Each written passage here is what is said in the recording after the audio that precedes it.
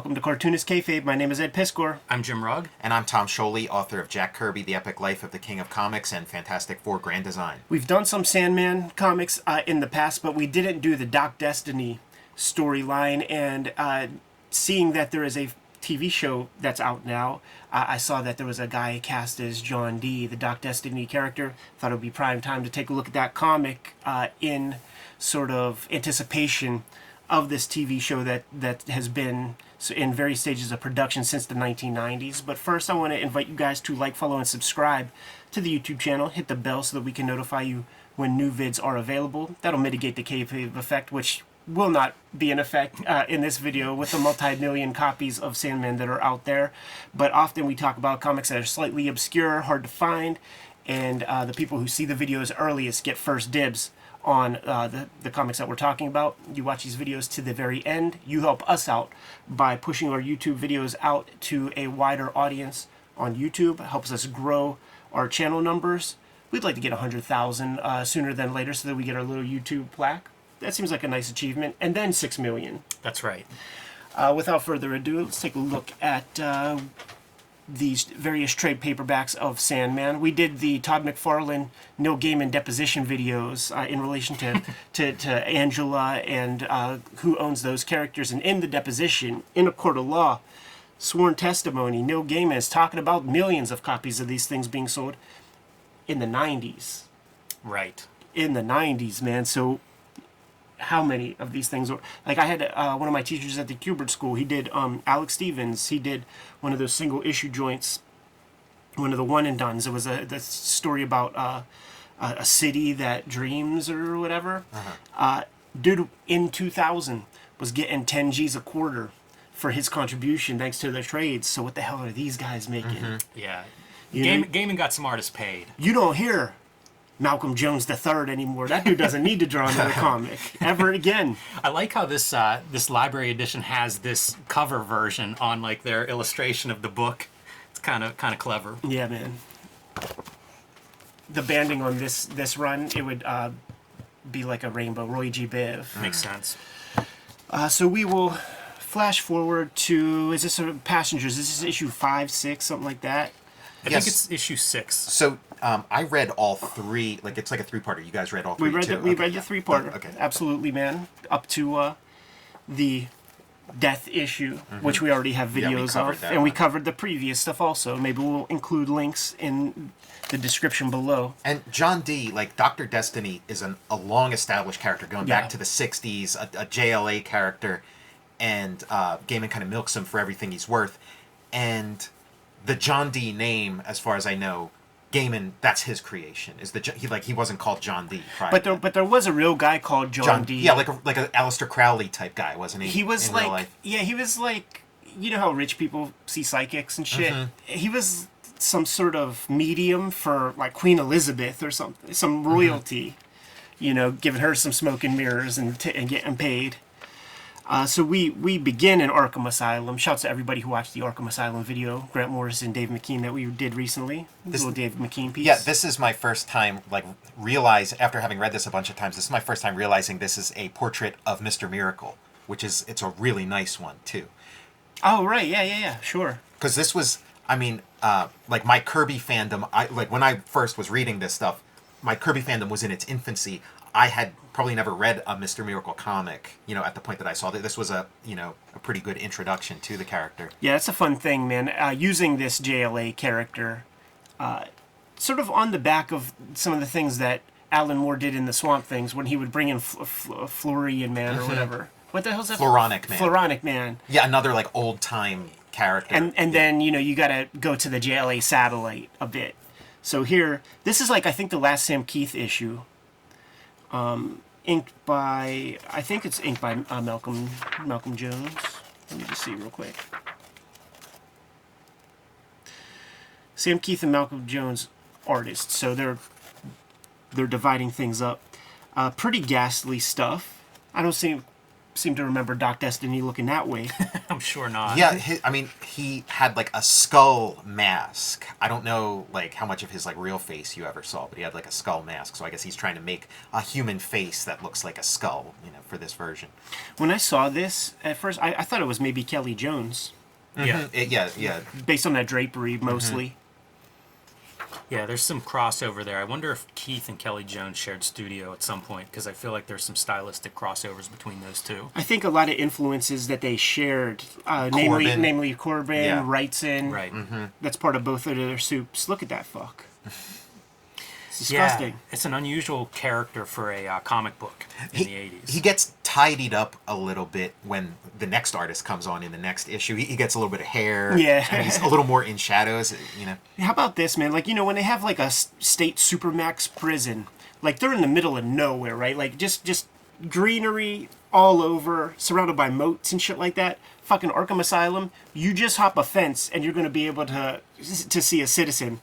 He's got 2 guns waving at her and she still stops.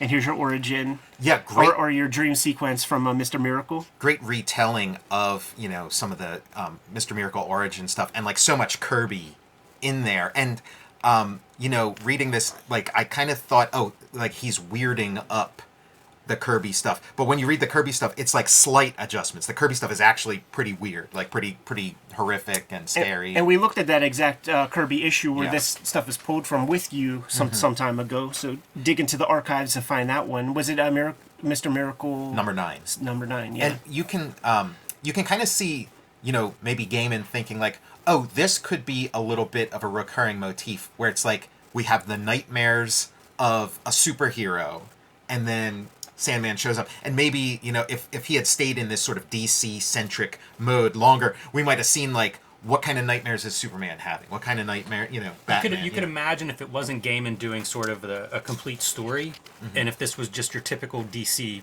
monthly, and Grant Morrison maybe comes on the next arc, you could see it going in that direction, or you could see like the next writer figuring out like, okay, that's the direction we can keep this going and be relevant to DC readers. I was thinking about it, like is this the first issue that does have that motif of Sandman looks different depending on the culture? I think this might be the first issue. I had that same thought, so I went back and double checked, and it was Hell. Like 2 issues or 1 issue previous to this, when he goes to Hell, and he sees I think her name's Nuala, his like old right. girlfriend from a million years ago or whatever, and I think that was the first one where it's like Makes sense. okay. Yeah, she sees him as a like a warrior.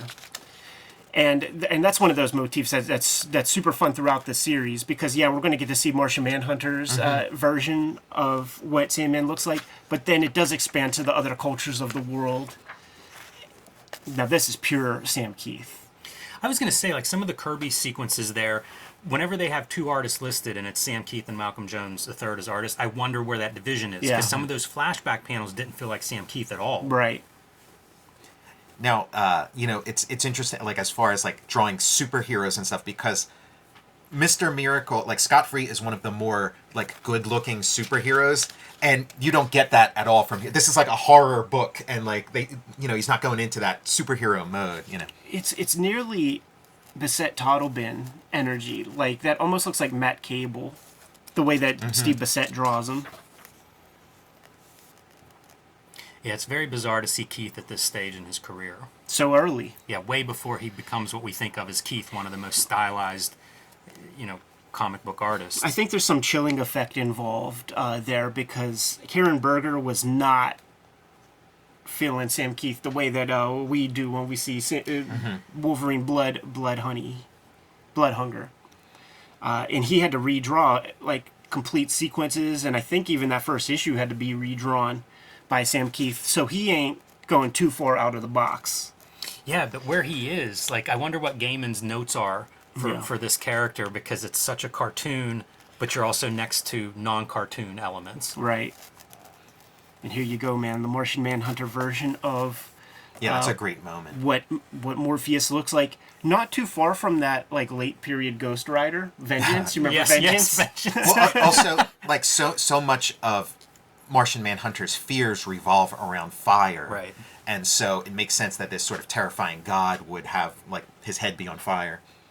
Just mentioning vengeance makes me think of the statement that Neil Gaiman said in some Wizard interview, where he said people at Marvel were passing around Sandman comics shitting on them, and they said that the Sleepwalker comic is Sandman done right.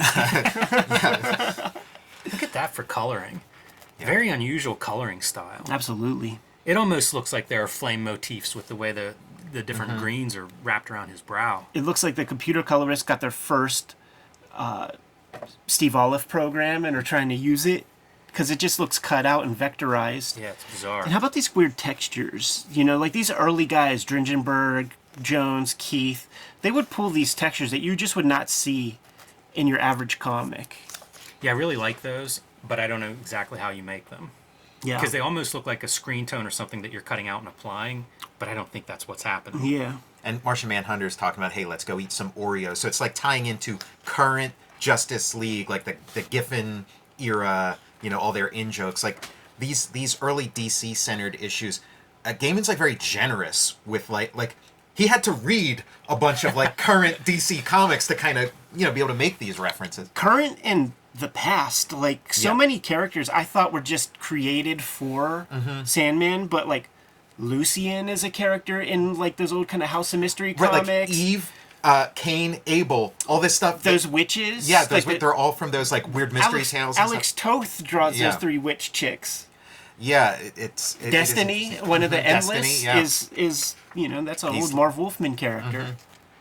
I can't even imagine like the readers that come to this with no knowledge of, say, DC history and are reading this because of those pieces. Like, I just listened to Gaiman on Mark Maron, and he's talking about like the first year and how he thought he'd get the cancel call around issue 8 and probably be able to finish up the year. Yeah. And so you have to kind of like build a story that gets the ideas out there in that time frame and could be wrapped up even though it's not the complete story, because that's like, what a weird book.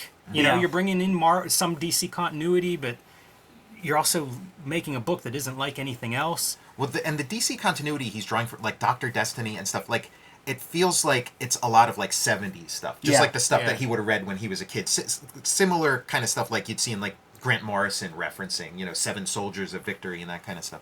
Except on the weird stuff. You know, the House focusing of on the weird, And Dr. Destiny, it is, like, if you're going through the catalog, Dr. Destiny, after a certain, like, Mysteriopticon, I thought that was a Neil Gaiman invention. That's like 1960s. That's like, you know, John Broome or somebody.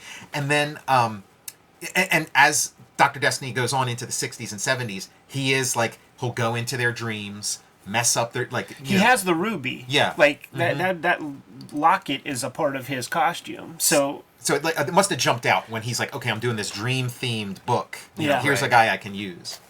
This name Mayhew has some importance to Neil Gaiman because I don't remember the novel, but this name is used in some of his prose books. So I have no idea. I'm just an observation. Peter Mayhew, who played Chewbacca. He probably grew up the next town over or something. So this is JLA Storage. Yes. So each of these things probably is something. Yeah, this is that, I forget his name, like Ultimo or something. There's this like android that they're constantly fighting who has like the powers of the JLA. But what a great idea too. Like, they're like, okay, the JLA satellite got blown up years ago. What happened to all the trophy room stuff? All that, like, and it's like, oh, we got that in a storage space. Like, that's like such a cool little detail. Yeah. We thought maybe we'd display some of it, but it's kind of corny and embarrassing. So we just, Yeah, it's like hanging up your Eisner Award or These something. are some really nice pages artistically. That previous spread and like some of this stuff feels like we're coming into our own. It's a shame to think then the next step is show Sam Keith the door, because there are Sam Keithisms. You know, I don't know how much. Largely silent sequence too. Still solidifying the aesthetics of the character. Not quite on model for what we think of as Morpheus. Longer hair. But again, what a standout on the comic shop wall. I came into Sandman very late, so I just got the trades. But whenever I would see the issues, it would be on like that Mondo or Baxter type paper and have very similar color, and that actually turned me off. Like seeing those super saturated colors. I would like to see a newsprint Sandman. You know. Yeah. I would like to see. Considering how many Sandmans have been published, it's kind of surprising that They haven't done like a completely recolored edition, but also maybe the newsprint isn't as surprising, but it seems like if you wanted to do some kind of boutique version, Sandman's the property that you could do it on. Yeah. Well, they certainly have done their boutique versions, man. They sell that old rope in a million different ways, absolute editions, all kind, and we just saw 2 different versions. Like, nobody has the same version of the trade paperback. Different covers for all of them. This is a very odd looking gunshot. Like, we've seen many gunshot panels in comics. I've never seen one quite like this. And then with like the blood, squirting like that. It almost looks like a goddamn bullpen paste up. Like maybe something was there before. Also, big time saver. The image of him standing out there, dude, with Dwight's coat on from Family Values with a hand in the pocket. Yeah, it feels like a lot of Frank Miller on there. Yeah, and those are like her clothes, I guess. And this is before Sin City, I believe. Yeah. Yeah, probably a couple, like 3 or 4 years before it. But man, it really is. Like, that's right out of Sin City. Yeah, we're getting into Jorge Savino looking territory there, and look, and that curve of that back, that's just like, that's like Uncanny Valley, man. It's human, but man, It's a great silhouette. yeah. All you have to do if he's sharing space with another cartoonist is just look over at him. This is usually the part off camera where we all sit up straight. Yeah. Yeah. Now, up to this point, all the issues have been like one and dones, and then this is like, the big 3-parter. Yeah. There would be a couple parts. There's like little like cutaways to like, oh, here's what this guy's up to, but largely they're like self-contained stories. And this is cool for these McKean pieces. I wonder if they Mine has retain that. these. Yeah, mine has that too, and it is pretty neat. It could maybe almost be a flip book if you could line all those pages up of somebody gestating. 24 hours, man. This is like one of the early famous stories. I feel like, man, break down the day by hour in the captions, and for such a brief comic, 22, 24 pages, establishes half a dozen characters, gives each of them complete whole arcs. Yeah. Dringenberg and Malcolm Jones III, I love their art in these 2 issues. I think they're a really good, Vertigo team, short story. Like it fits the setting, the characters. It's just really good stuff. It's a good pair. I think it's the best pair so far in Sandman, where like the artists really seem to mesh with the story well. This is like closer to what we think of as like Sandman art. The Sam Keith stuff is such a wild standout. I can't imagine that from like a Gaiman standpoint of visualizing this series and trying to find the right artist or communicate these ideas in the early stages. I think he had a tough go at it because you could find some comic convention panels on YouTube where people straight up VHS camcorder footage with him and Malcolm Jones up there and just talking about the struggles of like finding the art team, finally landing on Mike Dringenberg for a bit, but then Dringenberg isn't turning pages in fast enough to keep it going. He said that it could have easily just been that team for the whole thing, but Mike D just wasn't showing up. This is like a very Stephen King setup. Absolutely. All these people in a diner and Americana. Yeah, I mean, it could be, Maine. Even the main character, the conceit that she's a writer. And very Stephen King. Yes. That's what you do, I guess, as a creator, right? Neil Gaiman put some of the writer in there. And man, like comics are going to factor into my comics from now on. We're talking about like where, he has to come up with all these characters for this like sort of done in one issue, and it's like, maybe he's doing exactly what this waitress is doing. These are all people that he's met, various versions of. And everybody's got a dark secret. Is kind of the thing. This is a cool thing too, man. You got that established drawing, and then you surprint it there whenever he's using some telekinesis. That's a moment I'd like to see in newsprint. I'll bet that would really sing. Cartoonist Kayfabe is brought to you by the comic books that we make. Currently, Jimmy is soliciting Hulk Grand Design Treasury Edition. Going to come out around Christmas time, but we need your pre-orders in right away. Capturing about 60 years worth of Incredible Hulk comics lore into one hefty package. And Jim put the design together and got exactly the production values he wanted out of the project. It is a must-see. September 2022 is when the Red Room Trigger Warnings trade paperback is hitting the stores. Thank you so much for supporting Red Room, the Antisocial Network. This volume will fit comfortably right next to that one, collecting the 2022 season of Red Room Comics, along with probably 75 pages of extra material. Hit our links in the link tree in the description below this video to order our comics and to pre-order future comics. Now that we're done paying the bills, back to the video. Has urgency, wants to leave. Yeah. Yeah, let me sit back down. Yeah, great coffee. And what he's like this diner is a stand-in for just the whole world. What he's doing for this diner is what he plans to do for the whole planet. When we start establishing like these characters, like the person on the other end of the phone is gonna be a character in future issues. Yeah, I need to reread all this stuff with that kind of stuff in mind. Yeah. There are so many like little like Easter eggs and absolutely things.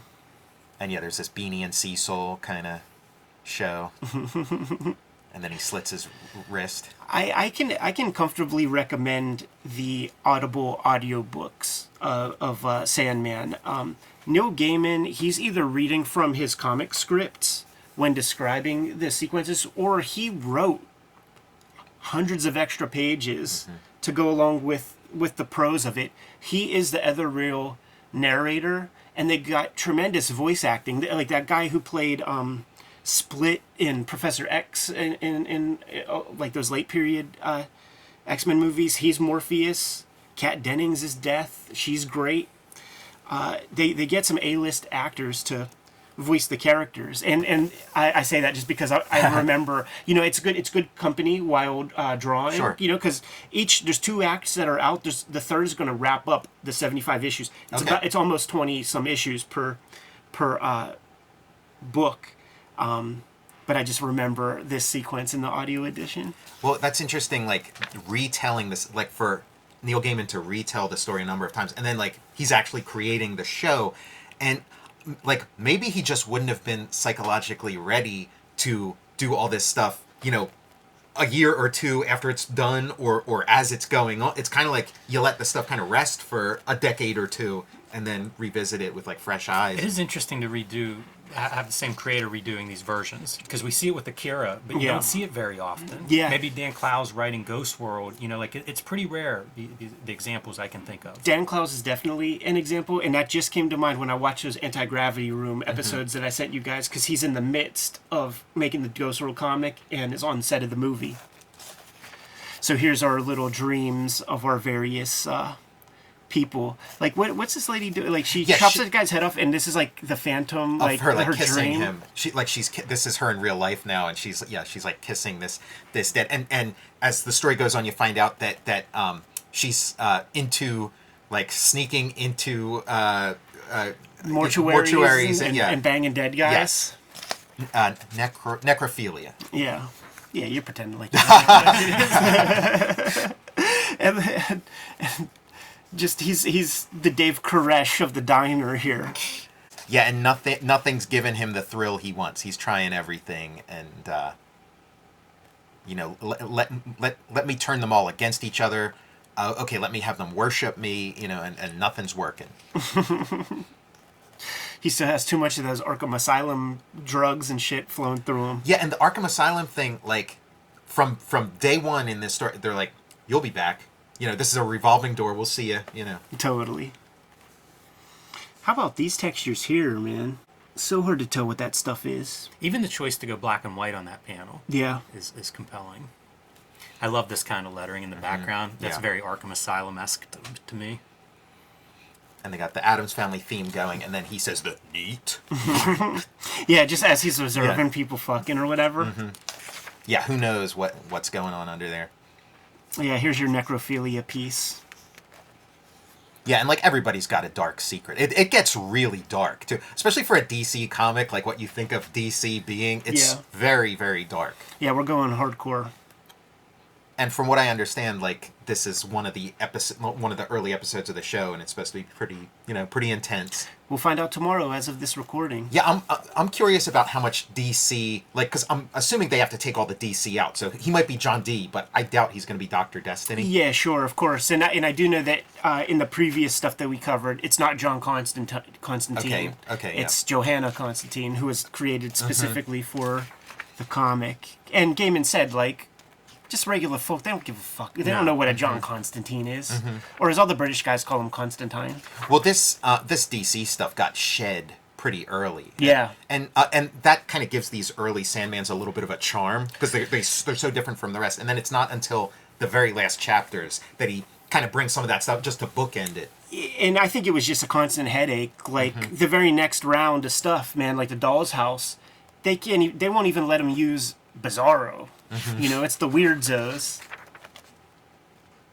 It's like some Sienkiewicz, Yeah. some Stedman. Chaikin, Ted McKeever, Yeah, absolutely. Think about this moment in time. There was like so much in the air, so much like Possibility, change, yeah. in comics, which was so stifled for so many decades. Once again, like coloring wise, there's some very bold things happening. Yeah, whole images in surprint that are just kind of pushed to the back, scratched in. Little Oedipal gimmick happening right there. Yeah, amazing what they allow on panel and off panel. Like stabbing herself in the eyes. We're gonna crop that part out. We know what's happening there, but let's not show it. That previous page, it's pounding the nails through the hand in like a deliberate 8-panel sequence. It's hard to imagine this like translated into live action. Yeah, and even a titty in a DC comic, you know? It's like, wait, stabbing in the eyes. This is, but a boob. What's a boob doing in a DC comic? In one of these early ones, or no, you know, it's Chris Bachalo, The Doll's House, in the next issue, in the next trade paperback. It's been amended for the trade, but Eric Reynolds, co-publisher of Fantagraphics, was working. He's friends with Chris Bachalo when they were kids and teenagers and stuff, and he was helping out Chris spot blacks, like do paste ups. There's an image where they're like looking at TV screens, and they pasted in a blowjob, and it's in the issue. But it was amended for the trade paperback. Well, there's the kayfabe effect. Yeah. Getting that issue. And you can find like in that same sequence, like there is a photo of Eric Reynolds in the on the page. They didn't nix that one too. No. Get him out of there. Can't have the competition showing up. This might be the most offensive piece, man. Just eating a housefly. Yeah. Looking so severe right there. It's throwing everything at the wall and seeing what sticks. Like there's a lot in this. Super squat figures. Like he Yeah. almost draws all these guys like 5 heads tall. Have you guys seen anything story wise of like why he's grown hair between issues? Like I think it's just a creative choice. just the change of artists. Yeah, he's not like so well established, and it's kind of boring. It's just a skull head guy. Why not grow some hair?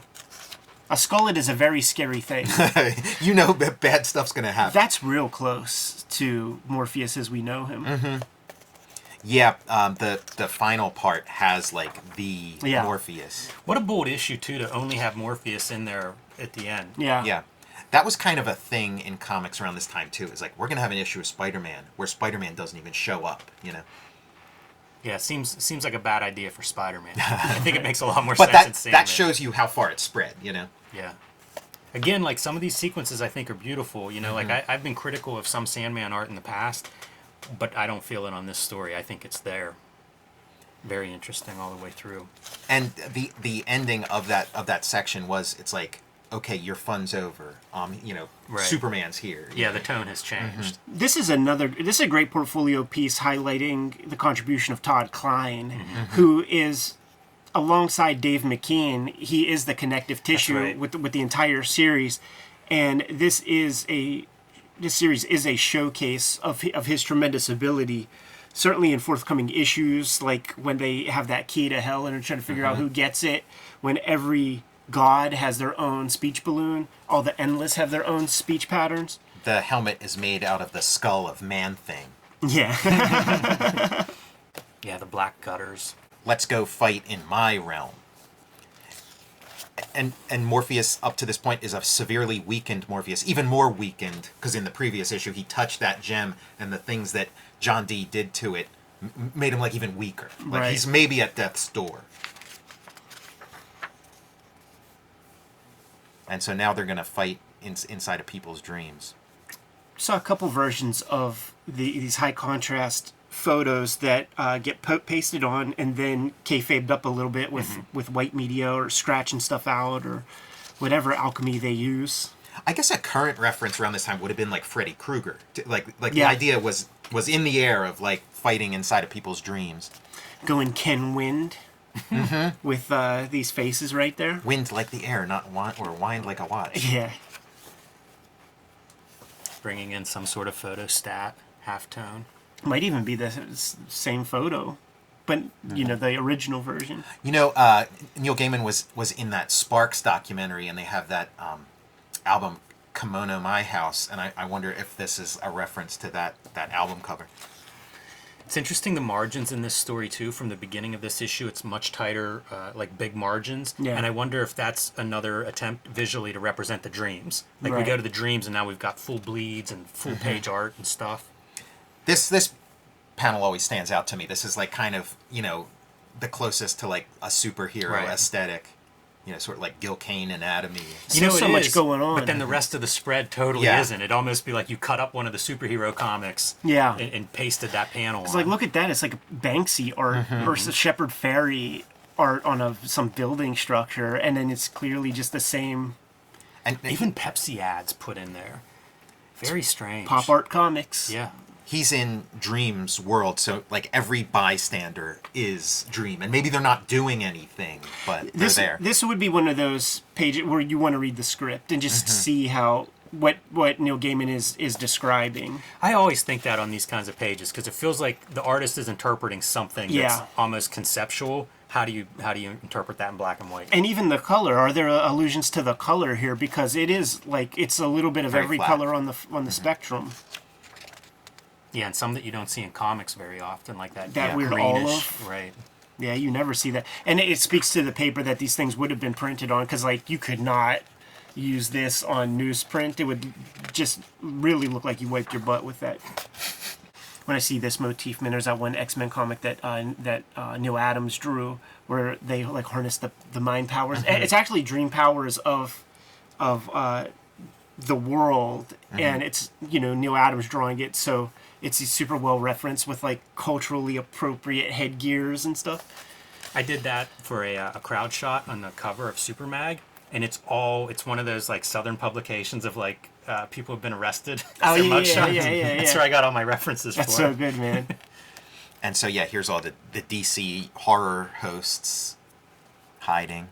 And watching. Yeah.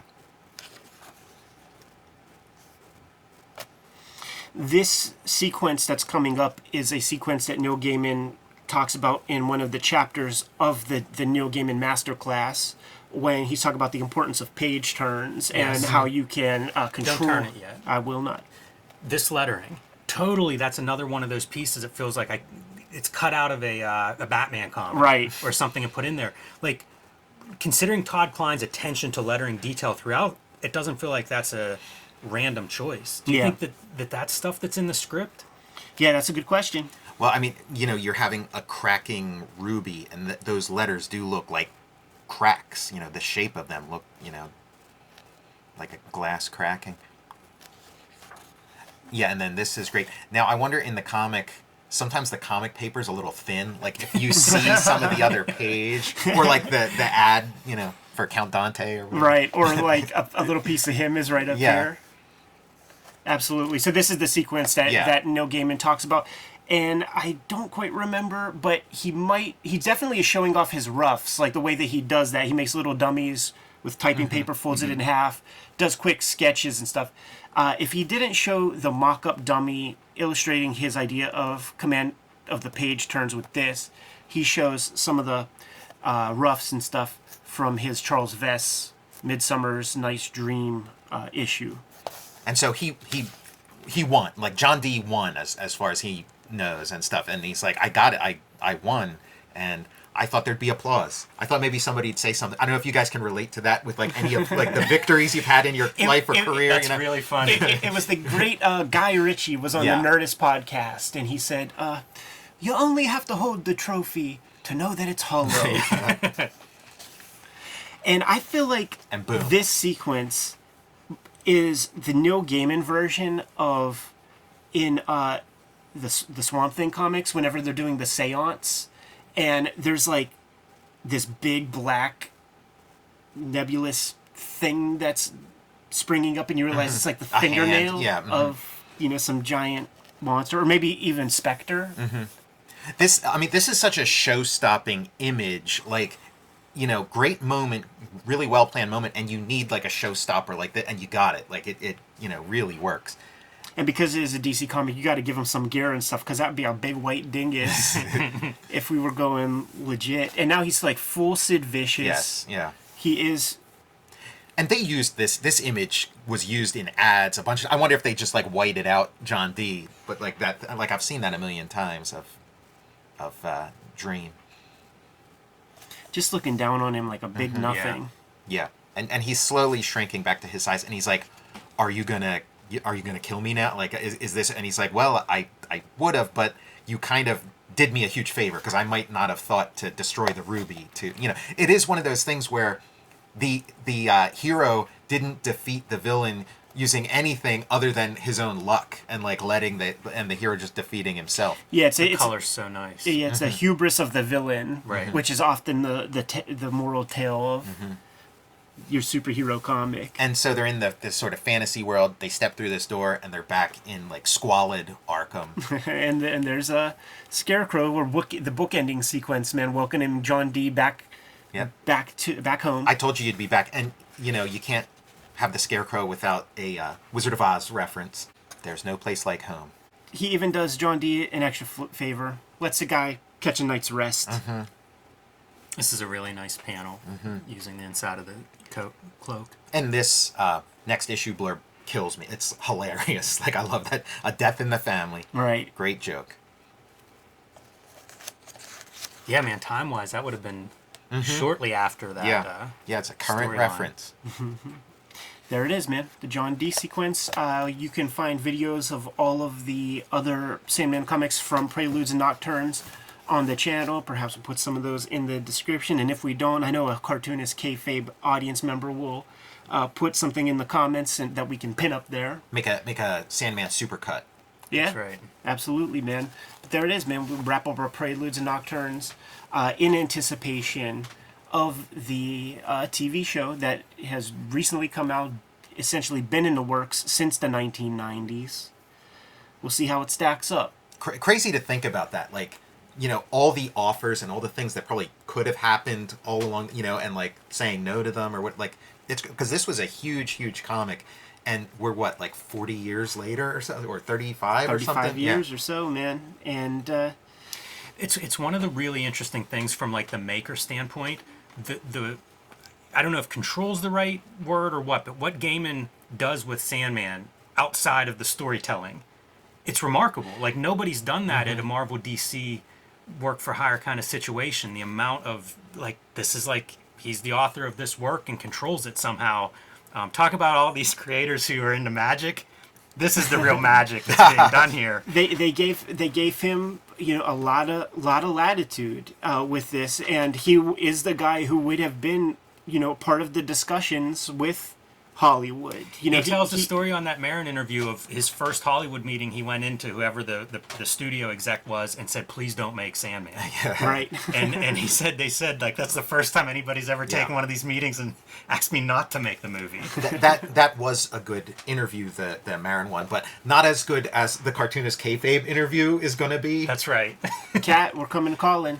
Oh yeah, I think a big part of where Gaiman succeeds in maintaining some control, where Alan Moore sort of doesn't, is the fact that he will give them future work every now and then, because like his whole thing was like, if you allow Sandman to continue after me, or you give it to somebody else or whatever, like, I just will not do anything for you. That was the only sort of ultimatum he gave. I won't work for you anymore. They gave him control. There certainly are concessions. Like, there are those like sideline stories, The Dreaming, some of this goofball shit that they're publishing right now, whatever that stuff is. But it's not Sandman. And he'll give them a little Batman story here or there, and some other sideline projects. Well, I mean, like the way DC fucked over Alan Moore, they did the opposite with Game. They reverse fucked him over or so, because like they gave him a lot of things that were just not contractually stipulated. You know, whereas with Alan Moore, they kind of used use the contract against him or something. That's the other thing that's interesting with Gaiman, and because of the McFarlane, like all those depositions that they did, you see some of the contract talk, and there is this window in comics, like the late '80s or whatever, where I think the contracts were maybe the most favorable they ever get for the creators, and I think Neil Gaiman's the example here at DC with Sandman. I think Liefeld's the example with a Cable and a Deadpool at Marvel, but I think it's just this short window of like late '80s, early '90s where maybe they were the most favorable contracts you were going to get for something that you don't own outright, but maybe you get a piece of and you're connected to it throughout the rest of your career, the rest of your life, maybe even your heirs. Right. Super cool. You guys good to go? Yes. All right, man. Let's go watch this Sandman show and see what it's all about. Kayfabers, like, follow, subscribe to the YouTube channel. Hit the bell. We'll notify you when new vids are available. Jimmy, what you got? Hulk Grand Design, the collected, oversized Treasury Edition, will be in shops in December, but now is the time to pre-order that from your comic shop, from Amazon, for your library, wherever you buy books. Now is the time to hook up Hulk Grand Design, and you're going to want that book with a fluorescent green cover that you'll be able to see from outer space. And join me on patreon.com/JimRugg, where you can see more of my comics and art. Tom, you going to tell the people about what you're working on now or no? Soon, not right now, but yeah, in the meantime, check out Jack Kirby, The Epic Life of the King of Comics, Fantastic Four Grand Design. Go to my Patreon, there's a lot of cool stuff there, and, American Barbarian 2, check that out. Red Room Trigger Warnings trade paperback is going to be out September 2022, my 10th solo book in 10 years. Super proud of the accomplishment. I hope you guys support the project. You can order and pre-order these comics at your local comic shop, on Amazon, or hit my link tree in the description below to order and pre-order current and future Red Room comics. You could also hit up my Patreon. I'm serializing new Red Room comics that have yet to see the light of day in a print version and won't see the light of day in a print version for many months. $3 gets you the archive there, almost 300 pages of comics up there as we speak. New strips every Tuesday. Jim, what else do we have? Subscribe to the Cartoonist Kayfabe e-newsletter at the links below this video. You can also find Cartoonist Kayfabe t-shirts, merchandise, and fanny packs at the links below this video. It's another great way to support the Cartoonist Kayfabe channel. Given those marching orders, we'll be on our way. Read more comics.